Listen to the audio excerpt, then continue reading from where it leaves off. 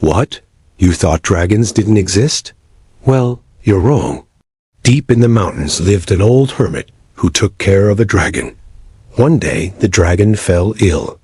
The hermit went to look for herbs, but he could only find some special bones.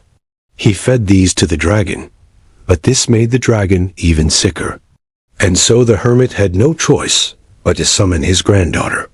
She was known throughout the kingdom as the girl who fed the dragon bones. But would she be able to save her grandfather's dragon? Let's find out. In a secluded mountain valley nestled amidst snow-capped peaks and shrouded in mist lived an old hermit. His cave dwelling was simple, yet cozy, adorned with herbs hanging from the ceiling and mystical symbols carved into the walls. Despite his advanced age, the hermit's eyes twinkled with vitality, reflecting a deep connection with nature and the arcane. He was renowned for his knowledge of herbs and his ability to craft potent elixirs that healed the sick and rejuvenated the weary. People from distant lands would trek up the winding mountain paths just to catch a glimpse of him or seek his advice. One crisp morning, as the hermit was tending to his herb garden, a sense of foreboding washed over him. A chill wind swept through the valley, rustling the leaves ominously. The sky, usually a canvas of vibrant blue, was now heavy with dark clouds.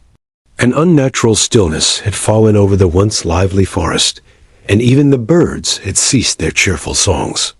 With a deep breath, the hermit decided to heed the warning signs. He turned towards his humble abode, a knowing worry etching lines on his weathered face. Inside the cave, curled up in a corner, was his beloved pet, a magnificent green dragon named Emerald. Emerald wasn't just any dragon. With scales that shimmered like emeralds and wings that spanned the width of the cave, he was a majestic beast, wise beyond his years.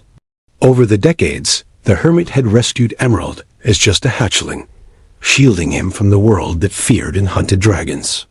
In return, the dragon had become the hermit's loyal companion and protector.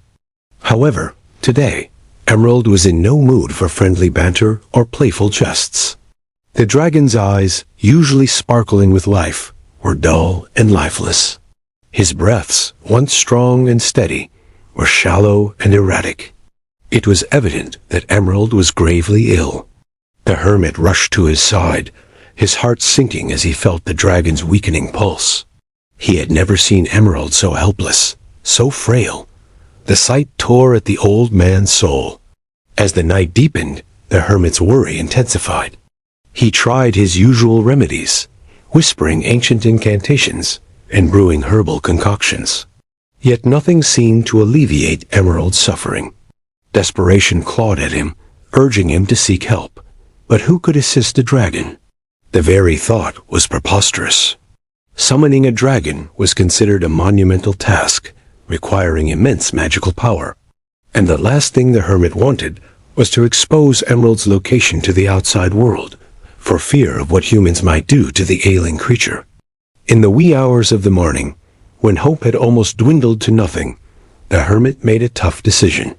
He needed to call upon his granddaughter, a young woman known throughout the kingdom as Alara, the girl who fed the dragon bones. Alara was a village girl, not in the conventional sense, but because she grew up in a small village, nestled at the foot of the mountain, where her grandfather, the hermit, resided. Her days were filled with tending to her herb garden, collecting wild berries and helping the villagers with their needs. Despite her simple life, Alara possessed a kind heart and an adventurous spirit. From a young age, Alara had been fascinated by tales of dragons. While other children feared these legendary creatures, she yearned to meet one, to understand their mystique and unravel the secrets they held. When she heard stories of the ferocious yet majestic green dragon Emerald, she was captivated. The fact that her grandfather had befriended such a creature ignited her curiosity and admiration.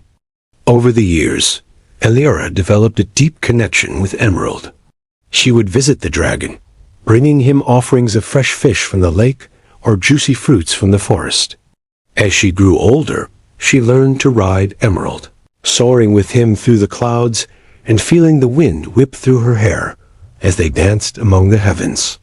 These moments of freedom and joy were etched into her memory, shaping her into the courageous and compassionate young woman she was. But Alara's life was not without its challenges. Villagers often expressed their fears and concerns about the dragon living so close to their homes. They whispered tales of dragons hoarding treasure and causing destruction. Some even urged the elder to get rid of the dragon, fearing the worst. However, Alara stood up for Emerald, defending him and challenging the villagers' unfounded fears. She organized events where she and Emerald would perform aerial stunts and tricks, showcasing the dragon's intelligence and grace. This not only won Emerald admiration, but also shifted the villagers' perception of dragons. As time passed, Alara blossomed into a skilled healer, inheriting her grandfather's knowledge of herbs and potions. She used her skills to help the villagers, earning their trust and respect. Her reputation spread, drawing people from neighboring towns seeking her aid. Meanwhile, her bond with Emerald continued to deepen, and together they became symbols of courage, understanding, and harmony between humans and mythical creatures. Now, when the urgent summons arrived from her grandfather, Alara wasted no time in preparing for the journey. She knew the gravity of the situation. Grasping her grandfather's staff, which thrummed with ancient energy, she set off up the mountain path. The staff pulsed in her hands, guiding her through winding trails and over rugged terrain. As she ascended higher, the air grew colder, and the dense forest gave way to rocky outcrops and sparse vegetation. Finally, she reached her grandfather's cave, but instead of the comforting sight of smoke curling from its entrance, she saw ominous darkness. Fear clutched at her heart. Rushing inside, she found her grandfather slumped by the hearth, his face ashen, and beside him lay Emerald, his scales dull, his breathing weak. "Grandfather," Alara cried, rushing to his side. The old man stirred, his eyes fluttering open. "Alara," he whispered, relief washing over his features. "You came." Alara nodded, kneeling beside the dragon.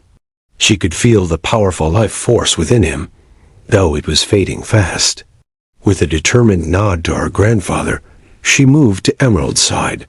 The dragon's eyes, usually so vibrant, were clouded with pain and fatigue. "Don't worry, Emerald," Alara murmured, her voice soothing. "I'm here now." Turning to her grandfather, she asked, "What happened?" The hermit explained how his attempts to cure Emerald had failed, and how he'd been compelled to call for Alara. "I believe I know what might help," Alara said, rising. Her grandfather's worried gaze followed her as she ventured out of the cave. High atop the mountain, where jagged peaks scraped the sky, there was a place known as the Dragon's Spine. Legend spoke of its jagged peaks and treacherous paths. But it was said that the mountain held potent energies that could heal even the most grievous wounds.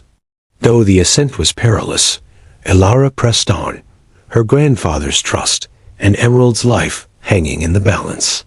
As the sun began its descent, casting long shadows across the mountainside, Alara finally reached the summit.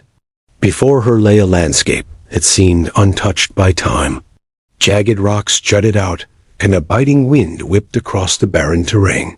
Yet amidst this harsh environment, a faint glow emanated from a cluster of rocks, beckoning Alara closer.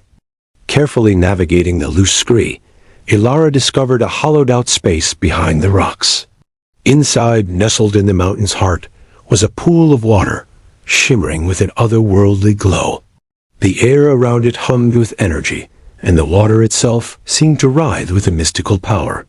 This was the dragon's blood pool, a place of immense healing energy. According to legend, a dragon's blood had once spilled into the pool, imbuing it with extraordinary restorative powers. Knowing this was their best chance, Alara carefully filled a nearby gourd with the glowing water, then started her descent. Back at the cave, Alara carefully approached Emerald, his weakened state both alarming and heartbreaking. The dragon's chest rose and fell slowly, and his usual emerald green scales appeared dulled and lifeless. His eyes, usually bright with intelligence, were clouded with pain and fatigue.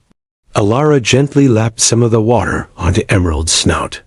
At first, he flinched, but as the water touched his tongue, his reaction changed.